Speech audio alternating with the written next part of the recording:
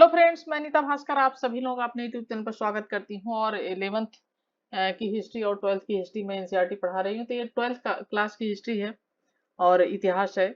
और हम आधुनिक भारत के इतिहास इस समय पढ़ रहे हैं, आंदोलन पढ़ रहे हैं और महात्मा गांधी से संबंधित जो भी आंदोलन है वो पढ़ रहे हैं हम। तो ये भी बहुत महत्वपूर्ण देखे हैं, आंदोलन का बहुत महत्व है और कोई भी एग्जाम आप देंगे उसमें आंदोलन से संबंधित क्वेश्चन जरूर पूछे जाते हैं। तो वेरी इंपॉर्टेंट वीडियो वीडियो पूरी देखें, अवश्य देखें और जो भी इम्पोर्टेंट पॉइंट हो उसे मैं बताती चलती हूँ, उसे नोट जरूर करें, वीडियो पूरी अवश्य देखें। ठीक है। और एनसीईआरटी के क्वेश्चन हमेशा पूछे जाते हैं। और वीडियो पसंद आए तो लाइक शेयर कमेंट करना मत भूलिएगा। चैनल को जरूर सब्सक्राइब कर लें, बेल आइकन जरूर प्रेस कर लें जिससे नई वीडियो की नोटिफिकेशन भी आपको मिलती रहे। तो चलिए शुरू करते हैं। और चैप्टर 12 चल रहा है, ये 13 चल रहा है, सॉरी चैप्टर 13 चल रहा है। 12 चैप्टर मैं कंप्लीट करा चुकी हूँ। पहले की वीडियो जरूर प्ले लिस्ट में जाएं और देखें। नमक सत्याग्रह, नजदीक से एक नजर। असहयोग आंदोलन समाप्त होने के कई वर्षों बाद तक महात्मा गांधी ने अपने को समाज सुधार कार्यों पर केंद्रित रखा। 1928 में उन्होंने पुनः राजनीति में प्रवेश करने की सोची। उस वर्ष सभी श्वेत सदस्यों वाले साइमन कमीशन जो आया था, साइमन कमीशन 1928 में उपनिवेश की स्थितियां की जांच पड़ताल के लिए इंग्लैंड भेजा गया था के विरुद्ध अखिल भारतीय अभियान चलाया जा रहा था। गांधी जी ने स्वयं इस आंदोलन में भाग नहीं लिया था, पर उन्होंने इस आंदोलन का को अपना आशीर्वाद दिया था और इसी वर्ष बारदोली में होने वाले एक किसान सत्याग्रह के साथ भी उन्होंने ऐसा ही किया, जिसे बारदोली सत्याग्रह भी कहते हैं। ठीक है, बारदोली में 1929 में दिसंबर के अंत में कांग्रेस ने अपना वार्षिक अधिवेशन लाहौर शहर में किया। ठीक है, 1929 का जो लाहौर अधिवेशन है बहुत महत्वपूर्ण अधिवेशन है। ठीक है, लाहौर अधिवेशन ये हुआ था 1929 में। यह अधिवेशन दो दृष्टियों से महत्वपूर्ण था। जवाहरलाल नेहरू का अध्यक्ष इसमें, अध्यक्ष कौन थे इसमें? जवाहरलाल नेहरू। ठीक है, अध्यक्ष थे ये जवाहरलाल नेहरू। ठीक है, इसमें अध्यक्ष थे। और चुनाव हुआ और जो युवा की पीढ़ी को नेतृत्व की छड़ी सौंपने का प्रतीक था। पूर्ण स्वराज और अर्थात पूर्ण स्वतंत्रता की उद्घोषणा हुई। तो पूर्ण स्वराज की मांग, या क्वेश्चन बना के आता है कि पूर्ण स्वराज की मांग पहली बार कब की गई? तो 1929 में पूर्ण स्वराज की मांग की गई। ठीक है, अब राजनीति की गति एक बार फिर बढ़ गई थी। 26 जनवरी 1930 को विभिन्न स्थानों पर राष्ट्रीय ध्वज फहराकर, कब? 26 जनवरी 1930 को देशभक्ति के गीत गाकर स्वतंत्रता दिवस बनाया गया। 26 जनवरी 1930 को गांधी जी ने स्वयं सुस्पष्ट निर्देश देकर बताया कि इस दिन को कैसे मनाया जाना चाहिए। उन्होंने कहा कि यदि स्वतंत्रता की उस घोषणा सभी गांव और सभी शहरों, यहाँ तक कि अच्छा होगा अगर सभी जगहों पर एक ही समय में संगोष्ठियां हो तो अच्छा होगा। गांधी जी ने सुझाव दिया कि नगाड़े पीटकर पारंपरिक तरीके से संगोष्ठी के समय की घोषणा की जाए। राष्ट्रीय ध्वज को फहराए जाने से समारोहों की शुरुआत होगी। दिन का बाकी हिस्सा किसी रचनात्मक कार्य में, चाहे सूत कताई हो या अछूतों की सेवा, हिंदुओं व मुसलमानों का पुनर्मिलन अथवा निषिद्ध कार्य अथवा ये सभी एक साथ करने में व्यतीत होंगे और यह असंभव नहीं है। इसमें भाग लेने वाले दृढ़तापूर्वक प्रतिज्ञा लेंगे अन्य लोगों की तरह भारतीय लोगों को भी स्वतंत्रता और अपने कठिन परिश्रम के फल का आनंद लेने का अड़ी अधिकार है। और यह कि यदि कोई भी सरकार लोगों को इन अधिकारों से वंचित करती है, रखती है या उनका दमन करती है, शोषण करती है, तो लोगों को इन्हें बदलने अथवा समाप्त करने का भी अधिकार है। दांडी यात्रा, स्वतंत्रता दिवस मनाए जाने के तुरंत बाद महात्मा गांधी ने घोषणा की कि वे ब्रिटिश भारत के सर्वाधिक घृणित कानूनों में से एक, जिसने नमक के उत्पादन और विक्रय पर राज्य को एकाधिकार दे दिया है, को तोड़ने के लिए एक यात्रा का नेतृत्व किया जाएगा। नमक एकाधिकार के जिस मुद्दे को उन्होंने चयन किया था वह गांधी जी की कुशल समझदारी का एक अन्य उदाहरण था। प्रत्येक भारतीय घर में नमक का प्रयोग अपरिहार्य था, क्योंकि हर आदमी अपने घरों में नमक का प्रयोग करता है, लेकिन इसके बावजूद उन्हें घरेलू प्रयोग के लिए भी नमक बनाने से रोका गया था और इस तरह उन्हें दुकानों से ऊंचे दाम पर नमक खरीदने के लिए बाध्य किया गया। नमक पर राज्य का एकाधिपत्य बहुत अलोकप्रिय था। इसी को निशाना बनाते हुए गांधी जी अंग्रेजी शासन के खिलाफ व्यापक असंतोष को संगठित करने की सोच रहे थे। और दांडी यात्रा मार्च 1930, ठीक है, यात्रा की एक झलक आप देख सकते हैं। गांधी जी हैं, उनके अनुयायी हैं, ठीक है। अधिकांश भारतीयों को गांधी जी की इस चुनौती का महत्व समझ में आ गया था, किंतु अंग्रेजी राज को नहीं आया। हालांकि गांधी जी ने अपनी नमक यात्रा की पूर्व सूचना वायसराय लॉर्ड इरविन को दी थी, यानी उसमें वायसराय कौन था? लॉर्ड इरविन था, ठीक है। किंतु इरविन उनकी इस कार्रवाई के महत्व को न समझ सका और 12 मार्च 1930 को, इंपॉर्टेंट डेट है, 12 मार्च 1930, ठीक है, गांधी जी ने साबरमती से अपने आश्रम से समुद्र तट की ओर चलना शुरू किया। 3 हफ्तों साबरमती से उन्होंने यात्रा शुरू कर दी और 3 हफ्तों बाद वे अपने गंतव्य स्थान पर पहुंचे। वहां उन्होंने मुट्ठी भर नमक बनाकर स्वयं को कानून के निगाह में अपराधी बना लिया, क्योंकि कानून बनाना उस समय अपराध था, उस पर राज्य का एकाधिकार था। इसी बीच देश के अन्य भागों में समानांतर नमक यात्राएं आयोजित की गई। 6 अप्रैल 1930 को दांडी यात्रा की समाप्ति पर, ठीक है, 12 मार्च से यात्रा शुरू हुई थी साबरमती से दांडी और 6 अप्रैल को पहुंचे थे, ठीक है। प्राकृतिक नमक इन्होंने उठाते हुए आप तस्वीर दे सकते हैं। नमक सत्याग्रह क्यों? नमक विरोध का प्रतीक क्यों था? इसके बारे में महात्मा गांधी ने लिखा है कि प्रतिदिन प्राप्त होने वाली सूचनाओं से पता चलता है कि कैसे अन्यायपूर्ण तरीके से नमक कर को तैयार किया गया है, बिना कर जो कभी कभी नमक के मूल्य का 14 गुना तक होता था। अदा किए गए नमक के प्रयोग को रोकने के लिए सरकार उस नमक को जिससे वह लाभ पर ही नहीं बेच पाती थी, नष्ट कर देती थी। अतः यह राष्ट्र की अत्यधिक महत्वपूर्ण आवश्यकता पर कर लगाती है। यह जनता को इसके उत्पादन से रोकती है और प्रकृति ने बिना किसी श्रम के उत्पादित जो किया है उसे नष्ट कर देती है। अतः किसी भी वजह से किसी चीज को स्वयं प्रयोग न कर पाने तथा अन्य को उसका प्रयोग न करने देने, ऐसे में उस चीज को नष्ट कर देने की इस अन्यायपूर्ण नीति को किसी भी विशेषण द्वारा नहीं बताया जा सकता है, ठीक है। विभिन्न स्रोतों से मैं भारत के सभी भागों में इस राष्ट्र संपत्ति को बेलगाम ढंग से नष्ट किए जाने की कहानियां सुन रहा हूं। टनों न सही पर कई मन नमक कोंकण तट पर नष्ट कर दिया गया, बताया गया है।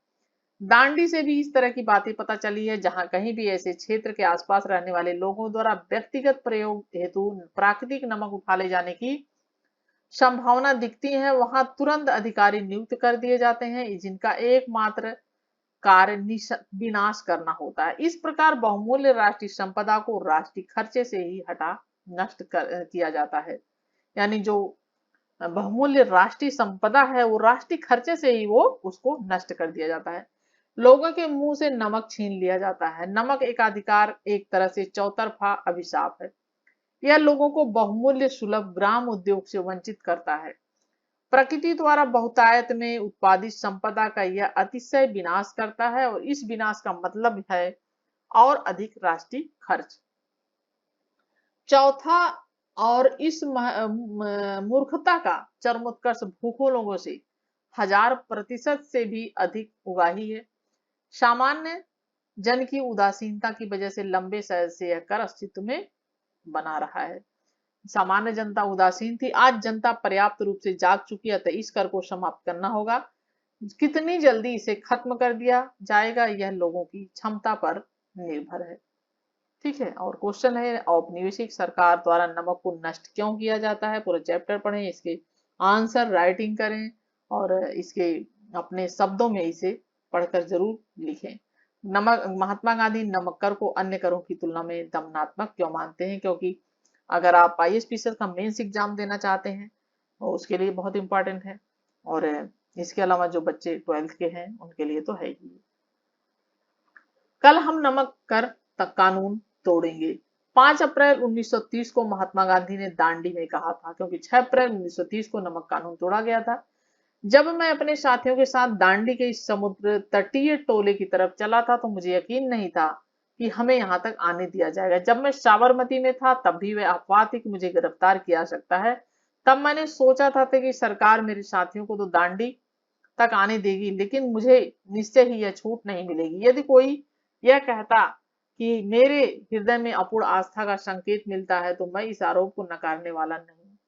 मैं यहाँ तक पहुंचा हूँ, इसमें शांति और अहिंसा का कम हाथ नहीं है। इस सत्ता को सब महसूस करते हैं। अगर सरकार चाहे तो वो अपने इस आचरण के लिए अपनी पीठ थपथपा सकती है, क्योंकि सरकार चाहती तो हम में से हर एक को गिरफ्तार कर सकती थी। जब सरकार यह कहती है कि उसके पास शांति की सेना को गिरफ्तार करने का साहस नहीं था, क्योंकि गांधी जी बिल्कुल शांत तरीके से और अहिंसात्मक रवैये से अपना कार्य करते थे, तो अंग्रेजों की भी हालत खराब हो जाती थी। तो हम उसकी प्रशंसा करते हैं। सरकार को ऐसी सेना की गिरफ्तारी में शर्म महसूस होती है। अगर कोई व्यक्ति ऐसा काम करने में शर्मिंदा महसूस करता है जो उसके पड़ोसियों को भी रास नहीं आ सकता, तो यह एक शिष्ट सभ्य व्यक्ति है।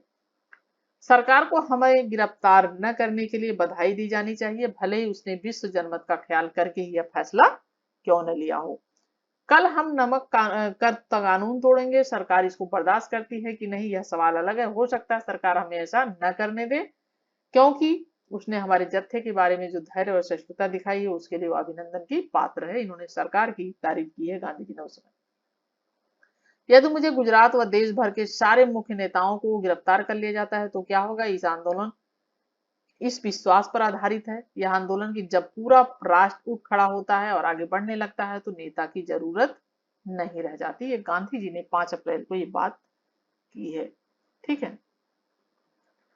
असहयोग आंदोलन की अधिकृत रूप से राष्ट्रीय अभियान के अलावा भी विरोध की असंख्य धाराएं थी।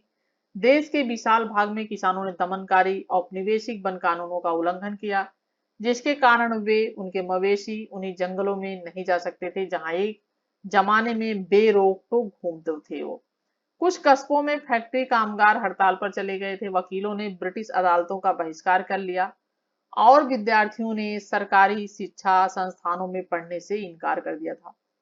1920-22 का जो असहयोग आंदोलन चला था इस बार भी गांधी जी के आह्वान ने तमाम भारतीय वर्गों को औपनिवेशिक शासन के विरुद्ध अपना असंतोष व्यक्त करने के लिए प्रेरित कर दिया था। जवाब में सरकार असंतुष्टों को हिरासत में लेने लगी थी। जो असंतुष्ट थे, नमक सत्याग्रह के सिलसिले में 60,000 लोगों को गिरफ्तार किया गया था। बहुत बड़ी मात्रा में लोगों को गिरफ्तार किया गया था नमक सत्याग्रह। गिरफ्तार होने वालों में गांधी जी भी शामिल थे।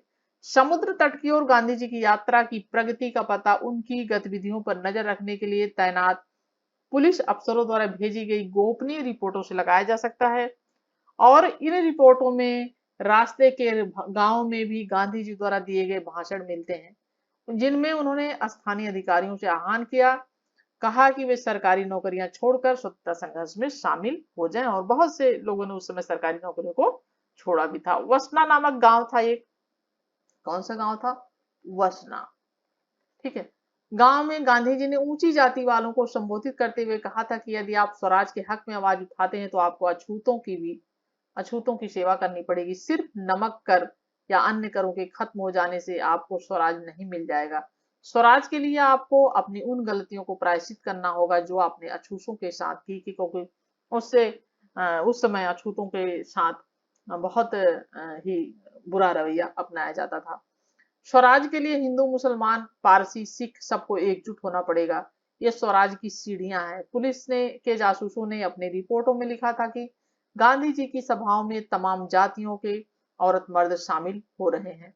उनका कहना था कि हजारों वॉलेंटियर राष्ट्रवादी उद्देश्य के लिए सामने आ रहे हैं। उनमें से बहुत सारे ऐसे सरकारी अफसर थे जिन्होंने औपनिवेशिक शासन में अपने पदों से इस्तीफा दे दिए थे। सरकार को भेजी अपनी रिपोर्ट में जिला पुलिस सुप्रिंटेंडेंट पुलिस अधीक्षक ने लिखा था कि श्री गांधी शांत और निश्चिंत दिखाई दिए, जैसे जैसे वो आगे बढ़ रहे हैं उनकी ताकत बढ़ती जा रही है। ये लिखा था जिला पुलिस सुप्रिंटेंडेंट।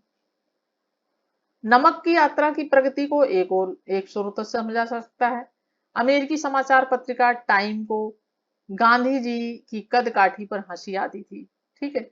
पत्रिका ने उनके तकुए जैसे शरीर और मकड़ी जैसे पेड़ू का खूब मजाक उड़ाया था। इस यात्रा के बारे में अपनी पहली रिपोर्ट में ही टाइम पत्रिका थी ये, कौन सी पत्रिका? टाइम। ठीक है, ये भी ध्यान रखें। तो टाइम पत्रिका थी। और मंजिल तक नमक यात्रा के मंजिल तक पहुंचने पर अपनी गहरी शंका व्यक्त कर दी। तो उसने दावा किया कि दूसरे दिन पैदल चलने के बाद गांधी जी जमीन पर पसर गए थे। पत्रिका को इस बात पर विश्वास नहीं था कि इस मरियल साधु के शरीर में और आगे जाने की ताकत भी बची है। लेकिन एक हफ्ते में ही पत्रिका की सोच बदल गई। टाइम ने लिखा कि इस यात्रा को जो भारी जन समर्थन मिला है, उसने अंग्रेज शासकों को गहरे तौर पर बेचैन कर दिया है। अब वे गांधी जी को साधु और राजनेता कहकर जो है संबोधित करते हैं, सलामी देने लगे हैं। ठीक है, ये देखते चलते हैं चित्र। जनवरी 1931 में जेल में महात्मा गांधी की तरह रिहाई के बाद आंदोलन की भावी योजना के बारे में चर्चा करने की इलाहाबाद कांग्रेस के नेताओं की बैठक हुई थी। जनवरी 1931 में जेल से महात्मा गांधी की रिहाई के बाद। और इस चित्र में दाएं से बाएं जवाहरलाल नेहरू, जमनालाल बजाज, सुभाष चंद्र बोस, दाएं से बाएं। ठीक है, जवाहरलाल नेहरू हैं ये, और जमनालाल बजाज हैं, सुभाष चंद्र बोस हैं ये, और सरदार वल्लभ भाई पटेल हैं ये। तो यहाँ पे सभी लोग इसमें बैठे हुए हैं। ईसाई धर्मावलंबियों के खिलाफ ईसाई तरीकों का ही हथियार के रूप में इस्तेमाल कर रहा है संवाद। यहाँ पे नेक्स्ट हमारा पॉइंट है। नमक यात्रा कम से कम 3 कारणों से उल्लेखनीय मानी जाती है। पहला यह कि वह घटना थी जिसके चलते महात्मा गांधी दुनिया की नजरों में आए। ठीक है, क्योंकि इससे महात्मा गांधी की तब तक बहुत फेमस हो चुके थे और पॉपुलर हो चुके थे। महात्मा गांधी लोकप्रिय हो गए थे इन लोगों में।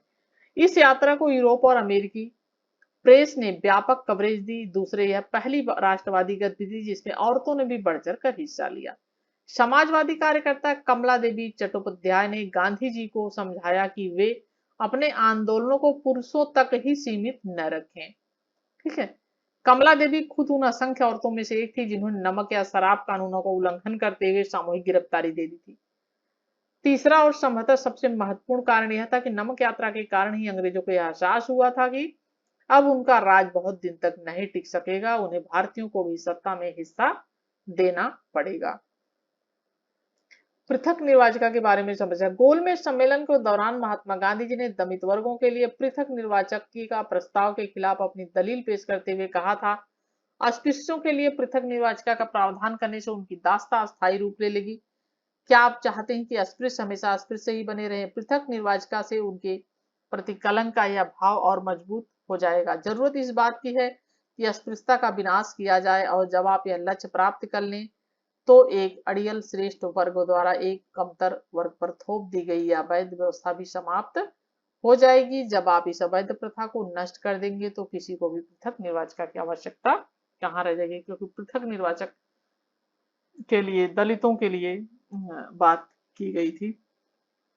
ठीक है, तो 1932 में गांधी जी जो दूसरा गोलमेज सम्मेलन हुआ था उसमें शामिल हुए थे। ये बात भी पूछी जाती है कौन से गोलमेज सम्मेलन में शामिल हुए थे। तो जो द्वितीय गोलमेज सम्मेलन था उसमें गांधी जी शामिल हुए थे गोलमेज में।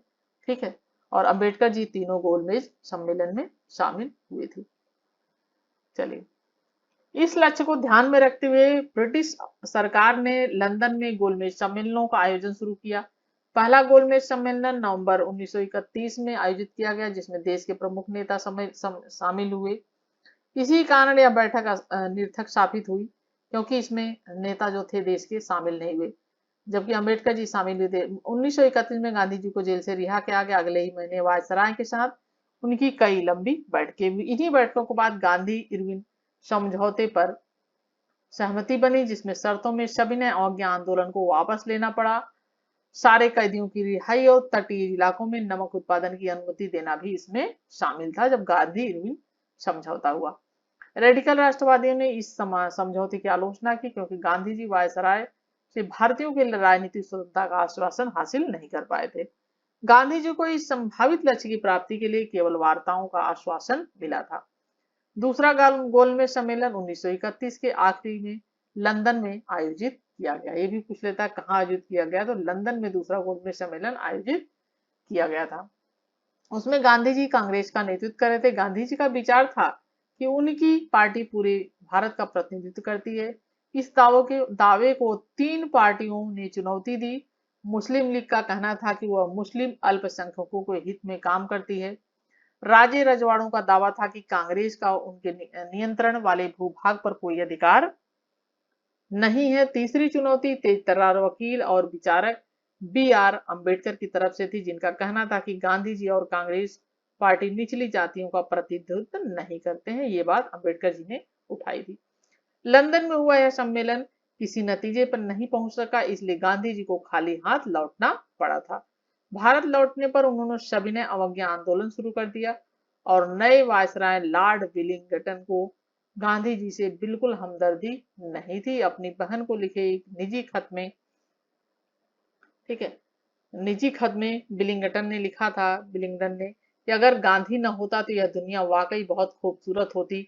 वह जो भी कदम उठाता है उसे ईश्वर की प्रेरणा का परिणाम कहता है, लेकिन असल में उसके पीछे एक गहरी राजनीतिक चाल होती है। देखता हूँ कि अमेरिकी प्रेस उसको गजब का आदमी बताती है, लेकिन सच यह है कि हम निहायत अव्यवहारिक, रहस्यवादी और अंधविश्वासी जनता के बीच रह रहे हैं जो गांधी जी को भगवान मान बैठी है। यह इसने अपनी बहन को पत्र में लिखा था, एक निजी पत्र में। ठीक है, यहाँ देखिए दूसरे गोलमेज सम्मेलन नवंबर 1931 में। कब हुआ था दूसरा गोलमेज सम्मेलन? नवंबर 1931 में दूसरा गोलमेज सम्मेलन हुआ था। 30 में पहला हुआ था।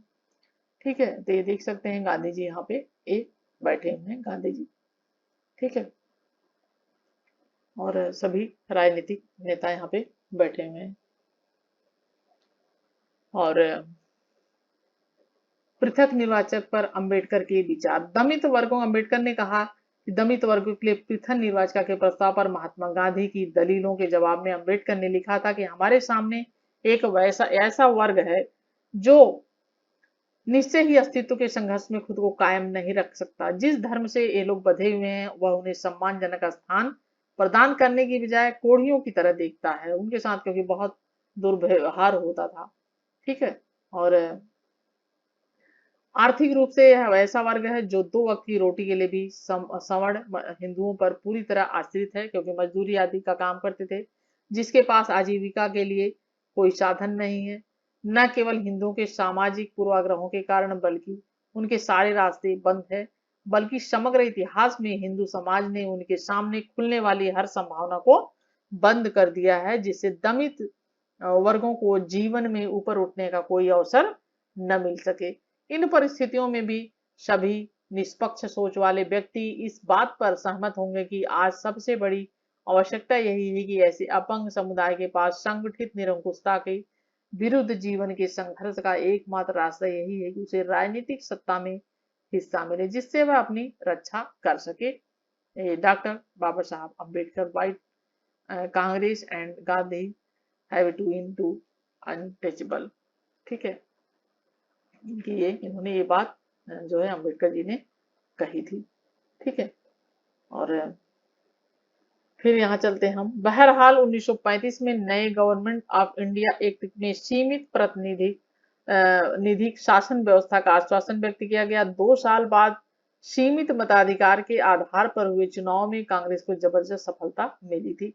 11 में से 8 प्रांतों में कांग्रेस के प्रधानमंत्री सत्ता में आए जो ब्रिटिश गवर्नर की देख रेख में काम करते थे। 11 में से 8 कांग्रेस मंत्रिमंडलों के सत्ता में आने के 2 साल बाद सितंबर 1939 में दूसरा विश्व युद्ध शुरू हो गया।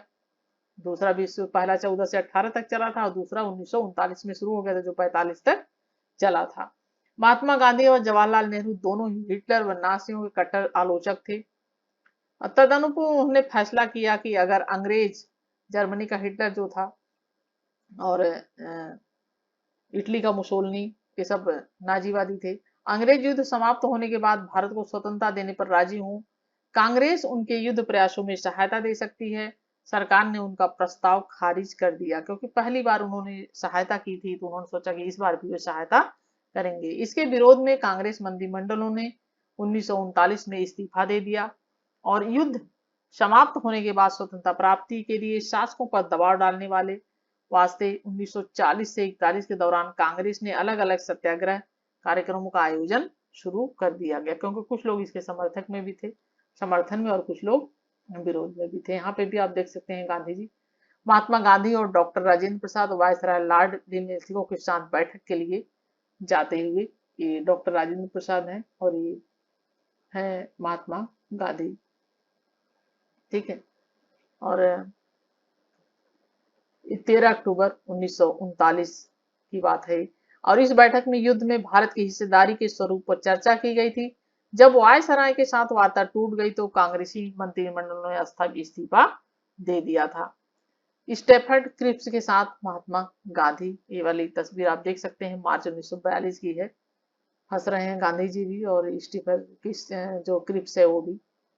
ठीक है, ये तस्वीर देख सकते हैं आप यहाँ पे। 1940 में मुस्लिम लीग ने उपमहाद्वीप मुस्लिम बहुल इलाकों के लिए कुछ स्वायत्तता की मांग का प्रस्ताव पेश किया। अब राजनीतिक मुद्रिस काफी जटिल हो चुका था। जो सब एक होते धीरे धीरे आपस में बंटने लगे थे। अब यह संघर्ष भारतीय बनाम ब्रिटिश नहीं रह गया था। अब यह संघर्ष कांग्रेस, मुस्लिम लीग और ब्रिटिश शासन, तीन धुरियों के बीच का संघर्ष हो गया था।